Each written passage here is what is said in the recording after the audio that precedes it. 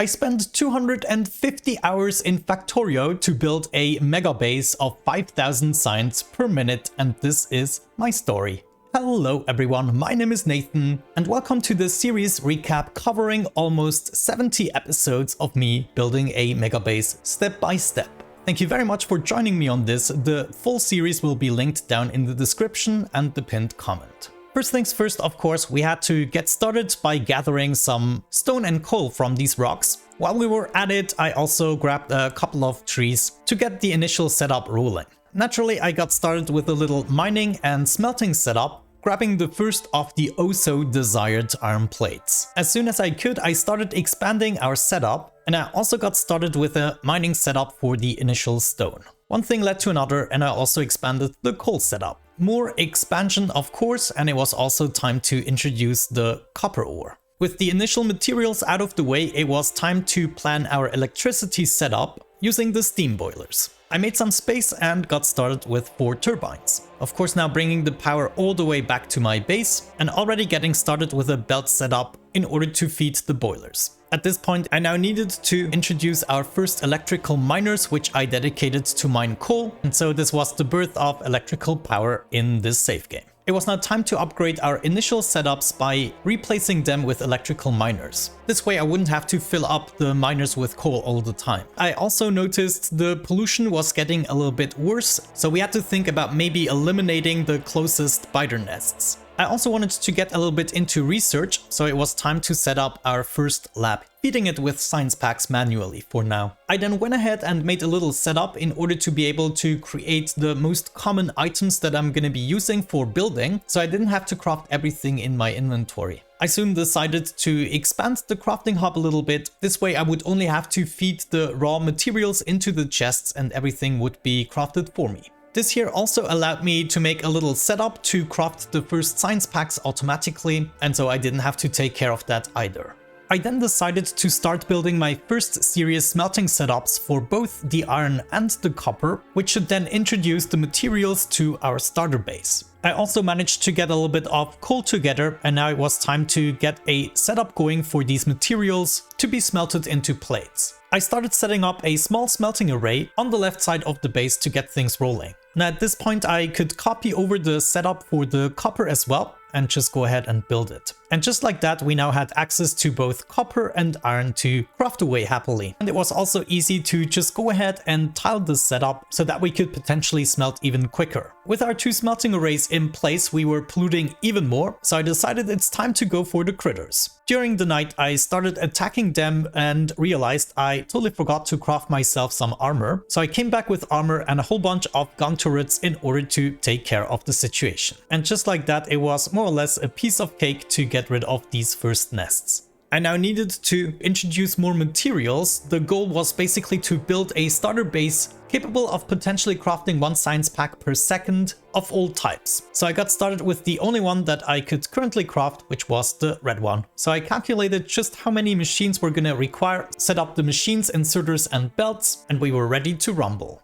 I now wanted to disassemble the research lab that I had going on in the first place and set up some more at the bottom where we're collecting the science packs. And then by just chaining them up, I was able to use quite a few of them. As for the materials on the top, I decided to just continue them for as long as we have enough materials, we can keep the belts going. We then finally completed the logistics pack science research, which allowed me to go for the green science packs right away. All we had to do for that is building some inserters and electronic circuits. We already did that in the crafting hub. So it was just a question of combining the resources on belts and distributing them accordingly. Once I got the belts and inserters together, it was time to set up the green science packs, and all I had to do is route them down to the red science packs, combine them together on a belt. And just like that, we were now capable of diving into more advanced research. Of course, as we kept progressing, I had to set up more boilers and steam engines to keep up with the power requirements. Now we actually had a very nifty setup going on, crafting 60 green and 60 red science packs per minute already, with actually a very small blueprint as well.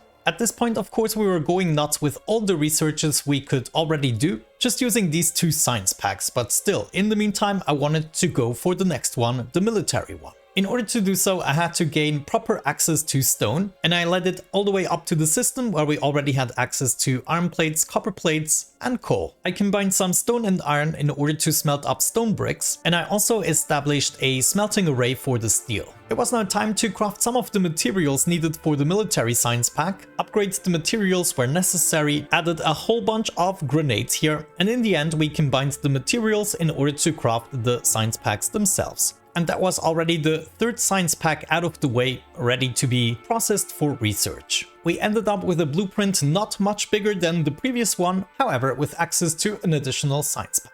At this point I was a little bit fed up with the crafting hub we established. It was too much manual work and I wanted to make it better. So I decided to go out from the top, set up a dedicated smelting array for my crafting setup. I also did the same thing for the steel, and we already had access to all the other materials. So now it was just a question of building a couple of things such as gears and electronic circuits to supply the crafting hub. These were rather easy to set up still, and I was able to get something together that would serve me for the near future. With all the basic crafting materials in place, it was time to set up the first of the crafting hub. Of course, I wanted to be able to craft all the various types of belts as well as inserters. So we just split off the materials wherever we needed them, set up a little bit of logic so things don't get too crazy, and that was actually fairly easy to accomplish. I then decided to add even more crafting recipes such as the assemblers and the steel furnace, and just like that everything was crafting happily away, giving me the also desired building materials. Of course, whenever I felt the need, I would be expanding it with pipes, miners, and whatever I required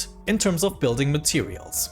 At this point I felt a little bit threatened. I also wanted to hook up some oil, so I crafted myself the first car together with a whole bunch of grenades. And then it was just about eliminating those few nests that are too close. I went a little bit beyond my initial goal and eliminated a whole bunch of nests, even a little bit further away, and started exploring. And just as promised, we also made the first setup to gather the initial oil. Now that we actually established a little Kickstarter base, it was time to go for the next science pack, the chemical one. And of course, at this point, things would become slightly more complicated. So the first thing I had to do is make use of my oil using a bunch of oil refineries. At this stage, the only output we could be getting was petroleum, but of course this would still give us access to multiple recipes, most importantly, the plastic bars. I started by crafting some copper cables and extracting them. I know this is a controversial topic, so we're just gonna skip that, but in the end it worked out very well. I used those copper cables and some iron in order to craft more electronic circuits. My goal was basically to always provide whatever the heck is required for the current science pack that I'm crafting, and I wanted to get away from that main bus idea for the starter base. Now that I had a whole bunch of materials together, it was time to craft the necessary advanced circuits.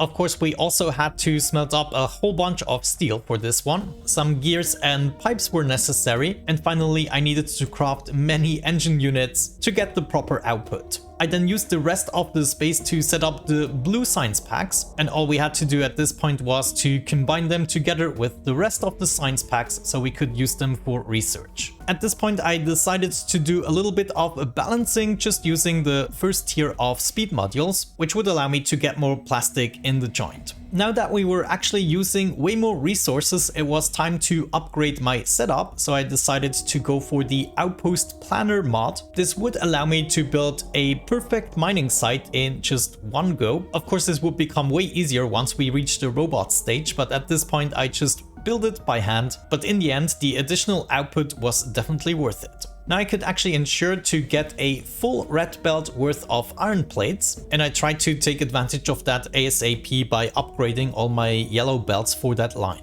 Of course, as usual, I was still upgrading and improving on my power system whenever needed. At this point, I also wanted to gain access to explosives, so I just added that somewhere in the line. Naturally, this also resulted in me making some cliff explosives as a preparation for my expansion. Finally, I did the same thing for my copper vein. and I took full advantage of its size. At this point, I noticed that my veins, the initial ones, were slowly but surely getting drier, and I wanted to make sure to be prepared for that. So it was about time to build the tank, make it a little bit easier for me to eliminate critters. I took full advantage of my explosives by building the explosive cannon shells. I went ahead and to the site for proper mining sites. I started setting up my first outposts a little bit further away, one for the copper and one for the iron, of course. Fighting the biters like this was much easier. I was able to actually make mistakes without dying immediately. Of course, they came at an expense, but what you gonna do?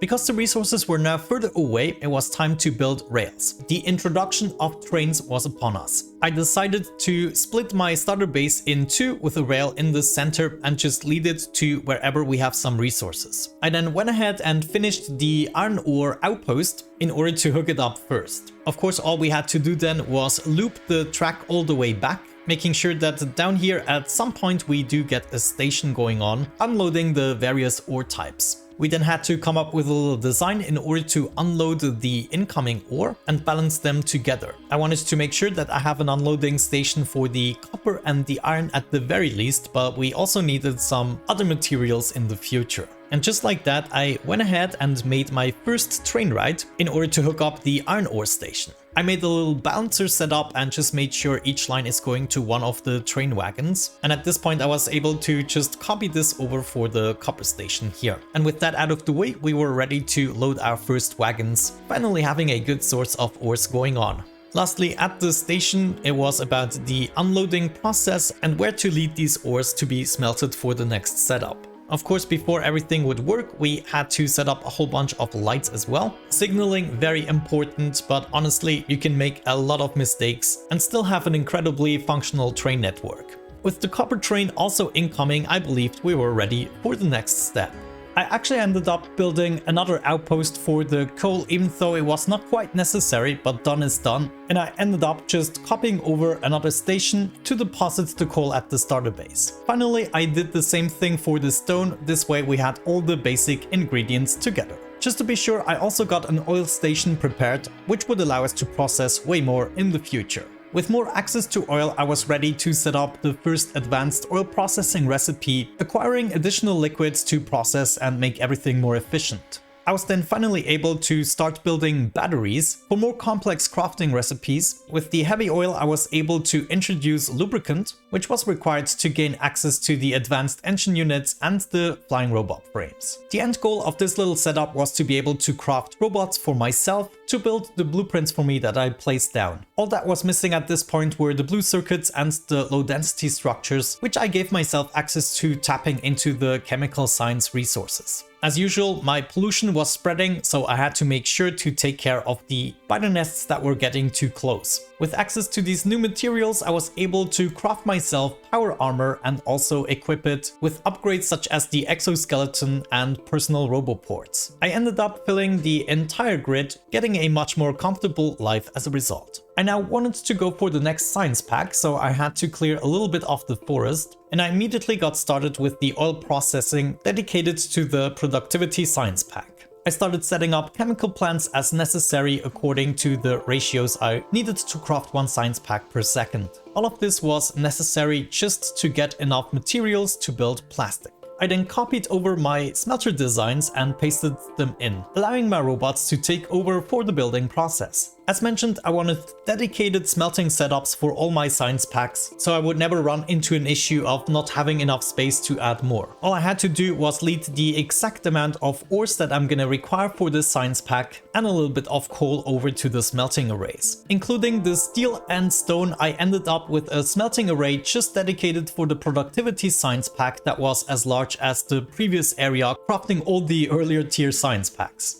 Once again, I made a setup to craft the electronic and advanced circuits using the plastic I introduced before. I combined the necessary materials to get all of the rails crafted, and of course I also had to do something about crafting the furnaces. The last ingredient finally was the productivity science pack, and we had everything together to get this built. just a few assemblers would be necessary in order to get the required amount of 60 science packs per minute. I made an additional line to introduce that into the science labs. And overall, I have to say I was pretty happy with how this turned out and that I could keep it fairly compact.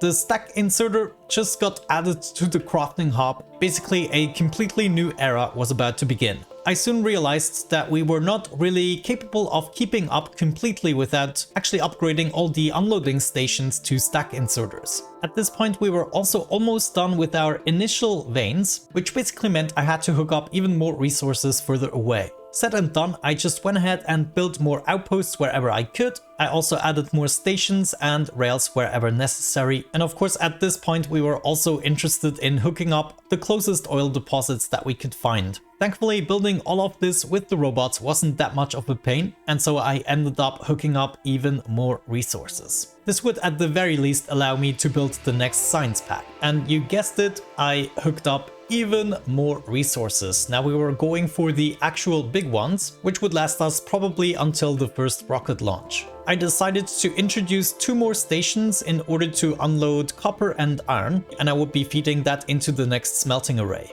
And yes, you guessed it, I hooked up even more resources. The next science pack I needed to build was the utility science pack, so I got started as usual with the necessary smelters. All I had to do was bring along the resources I just introduced with the new trains, and we were golden. Next up, I built the oil processing, and for this one we actually needed quite a few. I had to get some lubricant and other liquids going, while trying to keep up with the ratios for the science pack. As usual with my starter bases, everything turns out a little bit compact, but that is exactly what I was going for. I wanted this to be nifty, even though sometimes we would have to be creative. I set up the batteries and the plastic in the center to be combined on one belt. And then once again, I went through the process of introducing all the required materials. I got started with my setup for the electronic circuits. I also had to make sure to build a whole bunch of advanced circuits and of course the processing units in the end. But thankfully to the modular design, this was quite easily to access. Sometimes I had to be a little bit creative with the piping, but other than that, all the materials were much easier to bring together than with the utility science pack.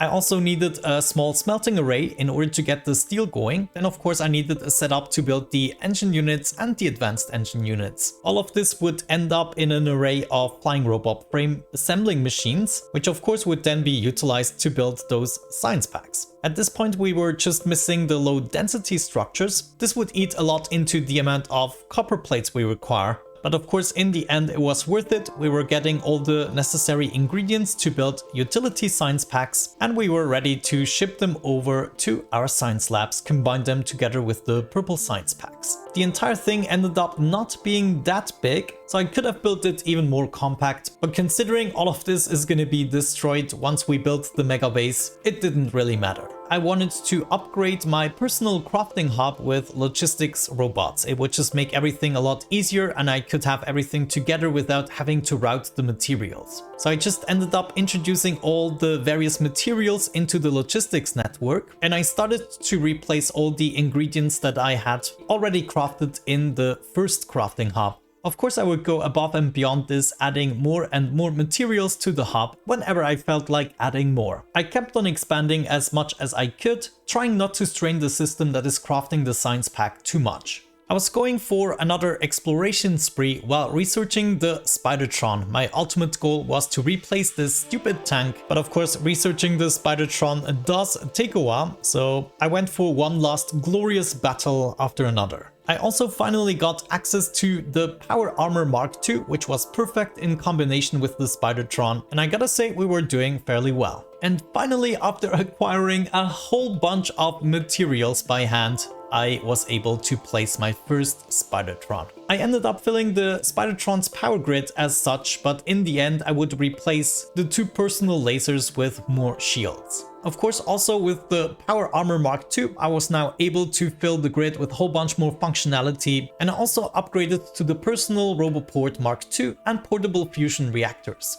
And I gotta say, going for the biters with the Spidertrons for the first time is such a comforting feeling. I ended up just killing biters for the next 2 hours or so. With my new gained mobility, it was time to set up a power grid that would allow me to explore and reveal the terrain around me. I ended up making a blueprint for this that would snap to a certain grid, allowing me to have this consistently across the entire map. And so all I had to do was place this power grid across the entire map in order to reveal the terrain and have a city block structure laid down for me. This would make planning the mega base much easier. And so all I had to do now was place this power grid everywhere and get it built with my Spidertron as I'm destroying more critters. In order to prepare for the white science pack, the very last one, I got started just building a bunch of ore stations, just enough to bring in all the necessary raw ingredients. Of course, that also required me hooking up even more resources, but at this point the distances were still very close and I was really fast with the Spidertron.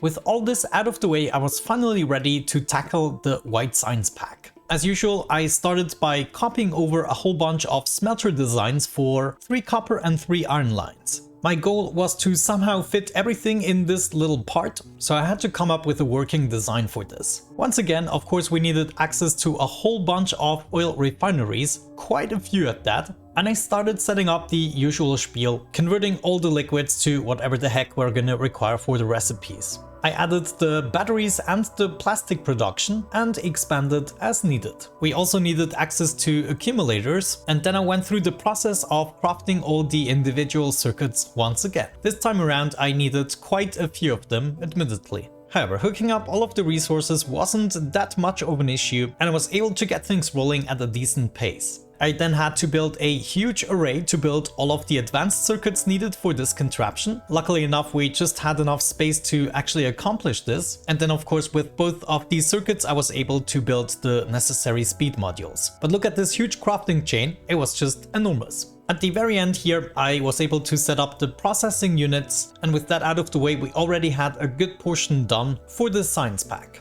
As usual, we would also need a little bit of access to steel, so I snuggled in a little setup for that as well. Next up, I added chemical plants for the solid fuel, and I also got everything rolling for a whole bunch of low density structures. Finally, all that was left to do were the control units, and of course I also required a whole bunch of rocket fuel that I would process from the solid fuel. And together with some solar panels, a radar and the low density structures, we had everything together in order to build the satellites necessary to launch inside the rockets. I finalized everything by adding the rocket silo and feeding it with the necessary ingredients. And with that out of the way, we basically had access to the entirety of the tech tree. And just about 30 hours into the game, we were able to launch our first rocket. Hooray! With that, we basically finished the core game, and now it was about time to transition to the MegaBase. Right here, I was getting a little bit desperate for power. I knew we wouldn't be needing it forever, but I just needed to add more steam boilers to keep up with my power demands. This was also the moment we started introducing capacitors and solar panels in order to support our boilers, because we were using way too much coal. I kept on adding more and more solar panels in the hopes of actually counteracting the underproduction, but sometimes it was a little bit of a struggle. Of course, as time went on, I added more and more mining outposts with train stations. In the hopes of transitioning to a mega base, I started designing an unloading station, and at this point I was just trying to envision the plans for the mega base and how I want to distribute everything. I kept on expanding according to the amount of lines that I wanted to smelt, and I decided for 32 lines, but overall this design ended up going into the trash bin, so I'm gonna skip forward a little bit to the complete mess that I made here, but I did rectify the issue very shortly. I basically tried to build a smelting array for each of the incoming lines that I had going on, but soon realized that one of these builds would just get way too big. Still, I basically went through with it and tried to hook up each of the lines. I figured the design would actually look nifty, but honestly, there was a lot of unnecessary movement. At this stage, I needed more and more power, so I decided to come up with a solar array that I was able to place within my power grids.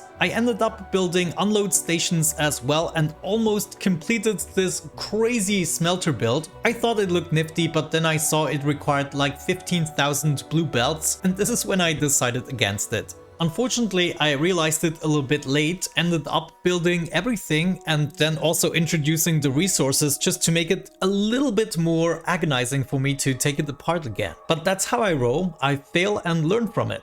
So yeah, it was a sad moment. I mean, just look at this. It was absolutely amazing. I love this array. However, it was not practical, so I tried to come up with something that is way more convenient using an 8-beacon smelting setup.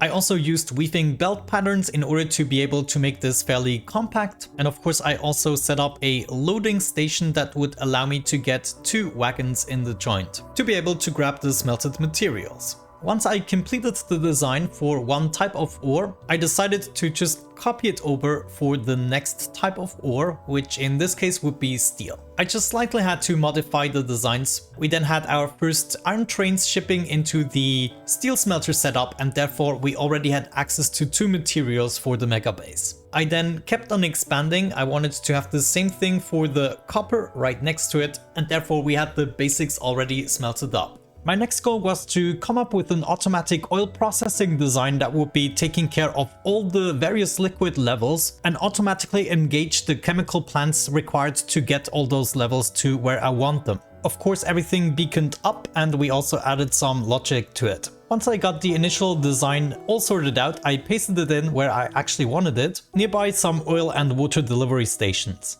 Soon enough, we had those trains rolling in and the production kicking off. Every now and then, of course, we still went for some critter hunting. The situation out there definitely worsened a tiny little bit. I then proceeded setting up some loading stations for the various liquids that I would ship into a mega module that would then be responsible to craft all the 7 science packs available. The first thing I wanted to do with these liquids was bring them to a different station here, which would be the location for my finalized crafting hub. I needed a whole bunch of materials, therefore I had to add more and more stations. All I had to do was hook up all of these stations to the main network and make sure I got those trains arriving. And just like that, after a short while, I got quite a few materials together that I would be using to craft all the building materials until the end game. I started to set up a logistics network on the next city block tile, and this will be my dedicated location. Before I would be able to continue, I had to come up with a way to craft all the circuit types efficiently for my crafting module to be able to build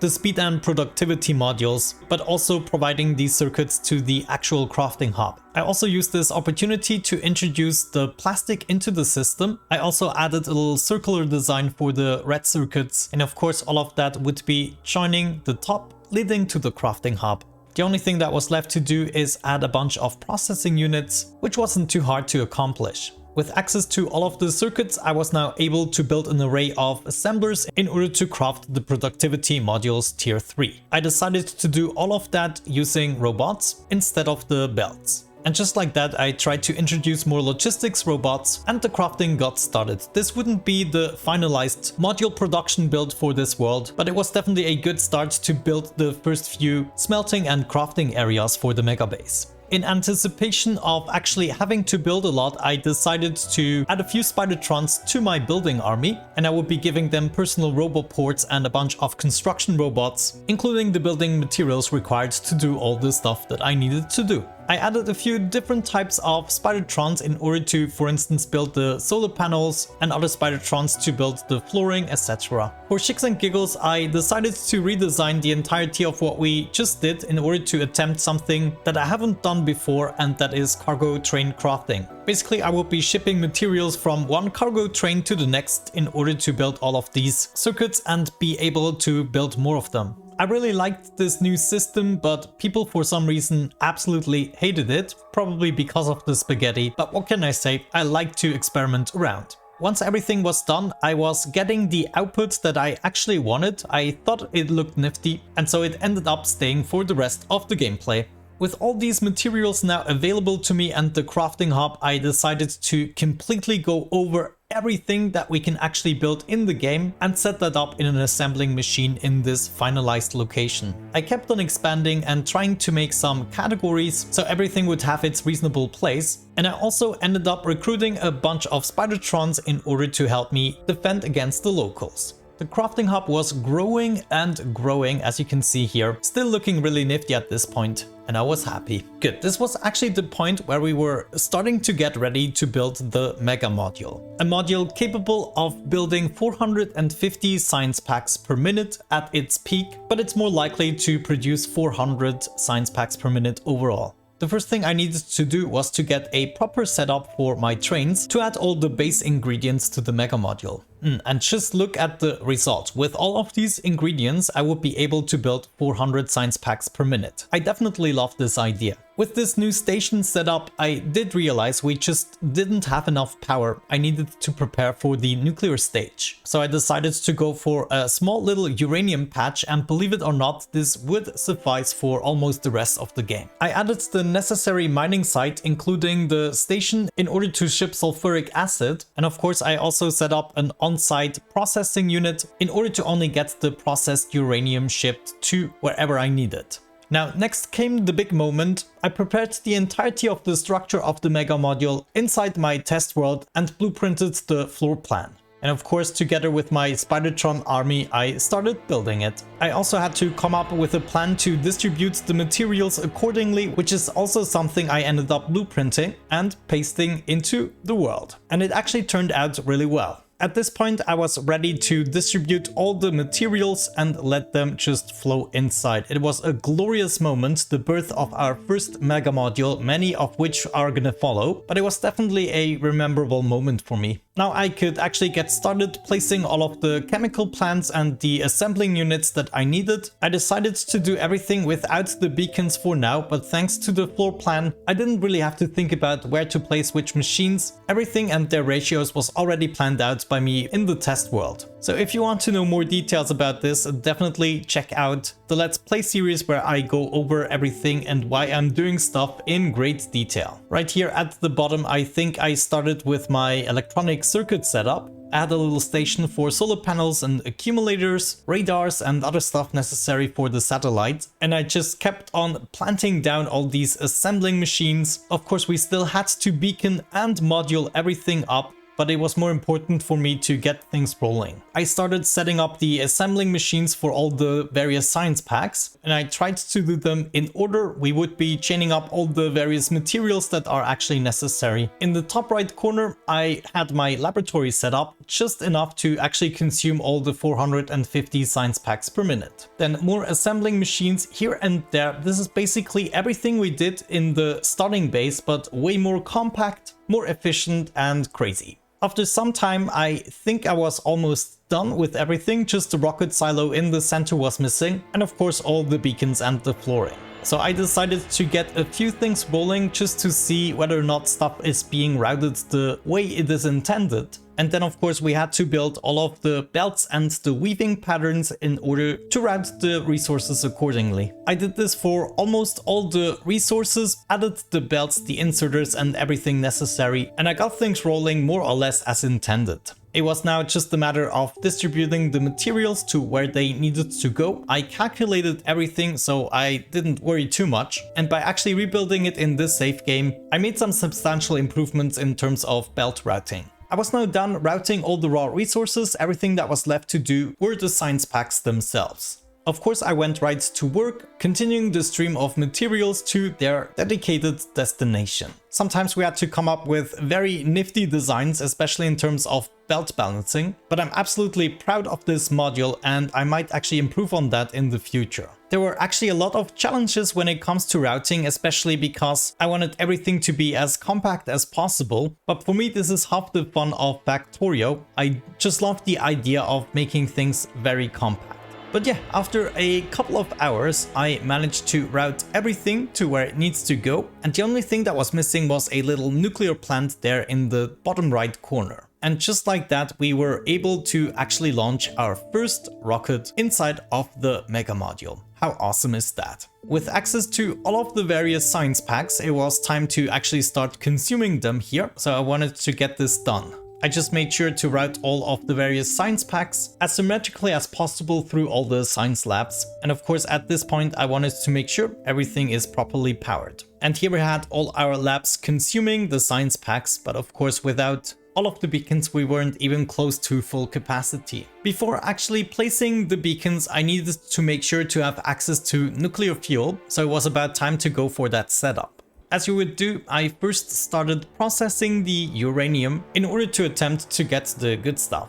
And indeed, after a couple of minutes, we did get the good stuff, and we were able to speed up the process a little bit. I was also able to switch to nuclear fuel, so as of this point we would be fueling our train network with nuclear fuel instead of the rocket fuel. All I had to do for the Mega Module is build a track that would lead all the way over to the nuclear plant dedicated to this Mega Module. I made sure to have a train station for the nuclear cells that I would be feeding into the reactor. Of course, I went right ahead and started with the planning of the nuclear power plant. I had to make sure to only build it as big as I could actually fit inside of this little square. Once built, I could just go ahead, tile it over, and also copy it over for the other side. And then all I had to do is set up enough steam turbines in order to take care of the entirety of the steam. And I had just enough space to actually fit this power plant. And of course, I also supplied the necessary water with trains. And like that, I was ready to feed the nuclear cells to the reactors. Having this power plant run during the night tremendously helped me out and actually made it possible to even go for the beacon setup. I was also heavily expanding my territory, building over the lakes, and of course I had a whole bunch of beacons already waiting for me at the crafting hub. Good, it was now time to become a little bit more serious, so I started to duplicate the setups that I already have in order to increase the amount of plates that I would be able to build and ship. Everything here looked very promising, and I was looking forward to the final product. I kept on expanding and ended up with 3 lines of iron smelting and 3 lines of copper smelting. This was, in my opinion, enough to actually supply the first Mega Module, but it started to become an issue in terms of pollution. I had to do something about that. However, before I did that, of course, I had to make things look a little bit nicer. Analyzing the pollution situation right now was a little bit concerning, and I felt like it is now time to introduce the artillery. For this purpose, I set up another train that would be delivering the artillery shells and everything else that I require for these stations. The station itself was just supposed to be an artillery turret surrounded by a whole bunch of lasers and some automation. I wanted this to be more or less automatic without me having to interfere too much. I ended up building a station wherever I wanted to have an artillery turret with all the necessary ingredients to actually build it, and all these materials would be shipped by train. Now my artillery could easily take care of the critters that are nearby, and then the stations themselves would be taking care of the critters that are passing by. Just like that. And I gotta say, this actually worked till the very end. Of course, we always had to go ahead and expand, but this was a really good defensive system. So basically all I had to do now is just set up these stations everywhere I felt like we're getting too close to the critter nests. I was still using way too much power, so I decided to go with a larger reactor design that I was able to place all over the map, especially wherever I have my liquid facilities. So I tried to come up with a design that approximately uses 1 city block without wasting too much of the nuclear fuel cells. In the end, the design looked something like this and will give me a whole bunch of energy to utilize. I just had to make sure we have a train arriving with the fuel cells, and we were golden. For these reactors, I decided to have the water input right at the location instead of shipping it by trains. And of course, after a while, all I could do was just copy over the design whenever I needed a little bit more power, and it would be fitting perfectly into 1 city block. Wonderful. And I started to expand my territory even more. It was important to me to just start hooking up all the raw resources that I have nearby. So I made sure to hook everything up to miners, get all these trains rolling, and the resources working for me.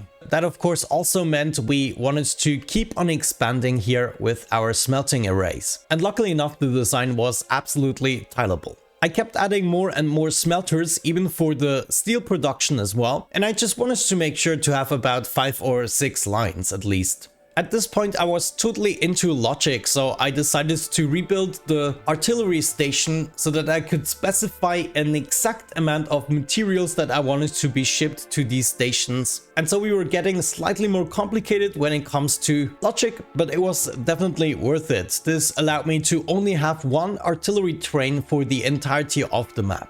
I I also decided to double the amount of liquid that I'm producing. So I took my liquid station and just blueprinted it. I wanted to flip it around, which turned out to be way more complicated than I first anticipated. But you get the basic idea. I was just doubling down on the amount of liquids we are producing. Unfortunately, not even oil reservoirs could be flipped, so I had to do this rather complicated in order to be able to place it down. But I think in the end I managed to do it and even make it symmetrical. At this point we were easily producing between 400 and 450 science packs per minute, and we were also consuming them at this rate. So I felt like it is time to finally go for a second mega module and double the amount, getting dangerously close to MegaBase territory. All I had to do for that was literally copy everything over, just make a blueprint and paste it on the very top. At the exact same spot, we would be tiling these mega modules all the way up until I felt like I have enough. And of course, we were getting started with building said mega module right off the bat. And I gotta say, this was at first a lot of work. In due time, I managed to actually build it within 2 passes with my Spidertron building army, but in the beginning, this would be a huge building project. Now, of course, with the second mega module, I also already had to think about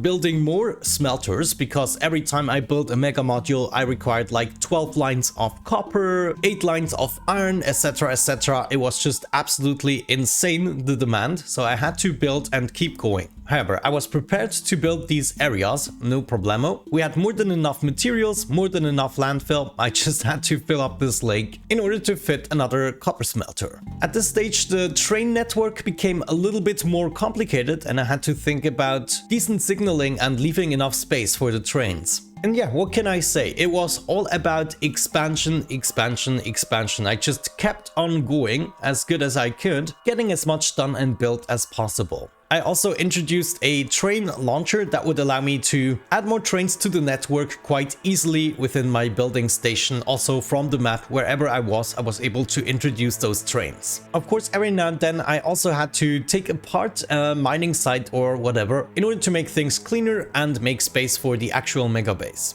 I also had to come up with better train intersections, allowing them to go through various areas quite more smoothly. And for certain tracks, I also decided to go with a 4-lane design. And then finally, after quite a while, I was capable of going and reaching the MegaBase status. All we had to do was one more mega module, which at this point was more than realistic. So I went ahead and started planning this out for the other side. I wanted to have mega modules on either side of the smelting arrays. Of course, I still had some mining sites in the way and stuff like that, but I wouldn't worry too much about it. All I worried about is making space, filling up these lakes, and get the next mega module rolling. It was then finally time to actually paste it in as such, and I went right ahead in order to build it with my Spidertron army. Ooh, yes. This was absolutely a key moment, because this would catapult us across the MegaBase line. And then with the new mega module in place, everything got delivered, all the materials were coming, and we started the science production.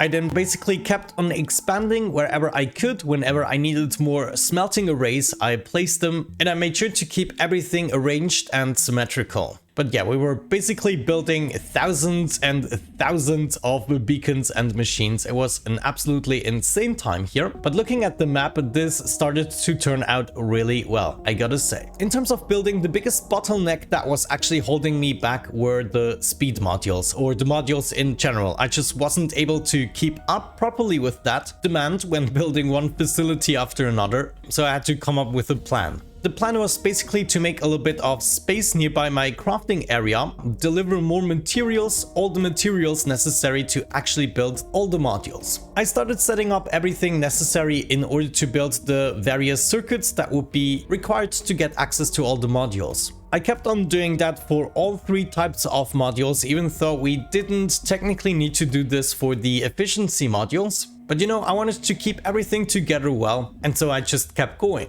The facility was meant to be served by the robots, so I just introduced an awful lot of them. Way too many in the end, as it turned out, but it was definitely a fun experience seeing all these robots swoop about. And then after a while, I was basically done and quite happy with everything that I saw. So I decided to just leave this be for the time being and let it accumulate all these tier 3 modules. At this point, with so many smelting facilities and 3 mega modules, I was producing already 1,200 science packs per minute, but of course I didn't want to stop there. I now made huge blueprints, for instance, for the entirety of the smelting facilities, and I just went a little bit nuts there in terms of how much I wanted to paste in one go. But you know, the factory must grow. That's just how it goes. And of course, this way I was able to introduce a whole bunch more liquids without having to think about it too much. And this in turn, of course, would allow me to place even more mega modules, just like this one, which would potentially increase our output to 1,600 science packs per minute. Now, as you would imagine, from a mega base, we always had to keep on expanding in terms of getting more ores. Some of the lines were now actually being empty. That meant I had to organize more copper ore. And of course, I also had to get out there in order to build more defensive artillery turret stations and keep my territory in check. However, you guessed it, as soon as I felt secure enough, I already went ahead and pasted in the next mega module that would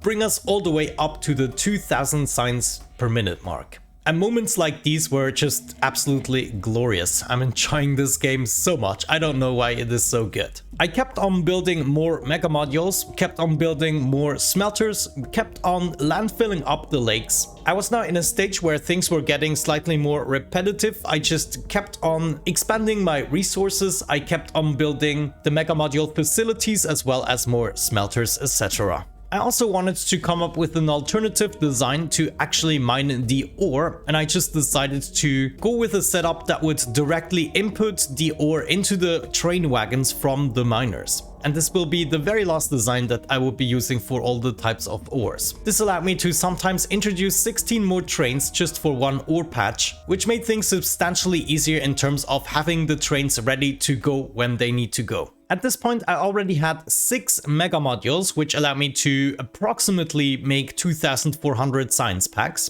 And of course, I wanted to keep going. So all I had to do is build an insane amount of resource trains and resource facilities, which I took care of right now, but also we needed more mega modules. So I decided to add one more mega module here on the top left corner. And what can I say? I kept on doing it. This was also the time that sometimes when I was building, things were getting slower in terms of UPS and FPS. But it was still okayish at this point. I also needed my liquid facilities to improve, so I just went ahead and multiplied that as well. Of course, every now and then I had to make sure that the trains are actually doing what they are supposed to, but the more we distributed all the mega modules, the better the trains were behaving. Now, I gotta say, at this point, I was very happy with the looks and the layout of the base. It was absolutely incredibly huge, but it would be super overviewish, and wherever there were problems, I basically could spot them right off the bat. But I kept going, I kept on building solar panels wherever I had the space for it, because we needed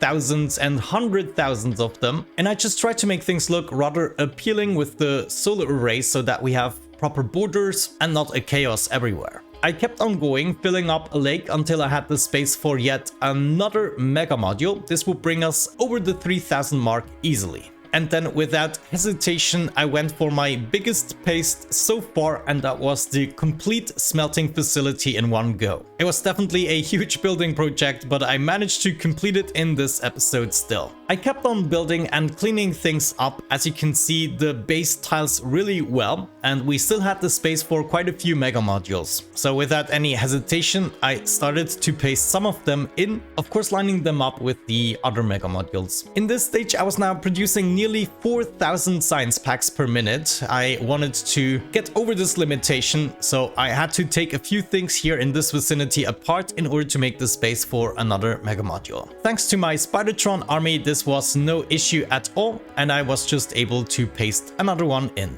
I then took myself the time to do a little bit of off-camera work, and as you can see, the base just kept on expanding. And looking into the statistics, at this point I was almost reaching the 5,000 science per minute status. There was not much left to do. I just had to make sure to build more smelting facilities, making sure that I had enough trains going on, and just kind of balancing everything out. I also needed an awful lot of solar panels, and by awful lot I mean hundreds of thousands of panels. It was absolutely insane to keep up with the power demands, but together with the nuclear facilities, it was possible. And yeah, what can I say? I just kept on building more modules, kept on expanding. The factory must grow. Yeah, and I gotta say, now there was not much missing, just a couple of mega modules and of course all the gaps here with the solar panels. Let's just ignore that. I also started to make blueprints for all sorts of things and making it look a little bit nicer with flooring.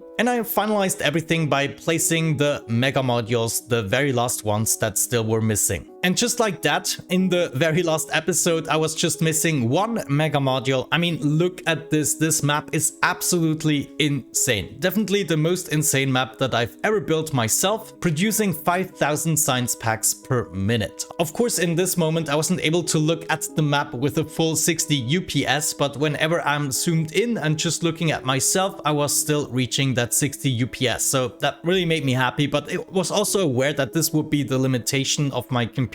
I just couldn't keep on expanding anymore without losing substantial FPS and UPS. And since Factorio is just slowing down the game instead of showing you fewer frames, this is definitely not an option. So yeah, I built the very last mega module and everything around it, and I just tried to make it look nice by filling it up with the solar panels. And yeah, this was probably it. All I had to do was kind of finish the square with all the solar panels and everything, but I decided to not necessarily do that because I was just spending hours and hours on it. And since this is a legitimate save game, I didn't want to resort to cheating just to make it look finished. So this is how far I've gotten. We are producing over 5,000 science packs per minute. I let it run for a couple of hours and was able to actually keep that up. So I have to say, pretty happy with this series, and I'm already looking forward to the next one. Now, after watching this video, if you haven't seen the main series yet, I highly recommend you to watch it. It was definitely worth it. It was a nice trip, took about 250 hours, and of course that is nicely edited down for you guys. But yeah, I would say with that recap out of the way, we can wrap up the video here. Don't forget to leave a like or maybe even a subscription. I would definitely appreciate it very much, and you would make me a happy YouTuber. Thank you so much guys for watching. Have a great time, and hopefully I'm gonna catch you in the next series. Bye bye.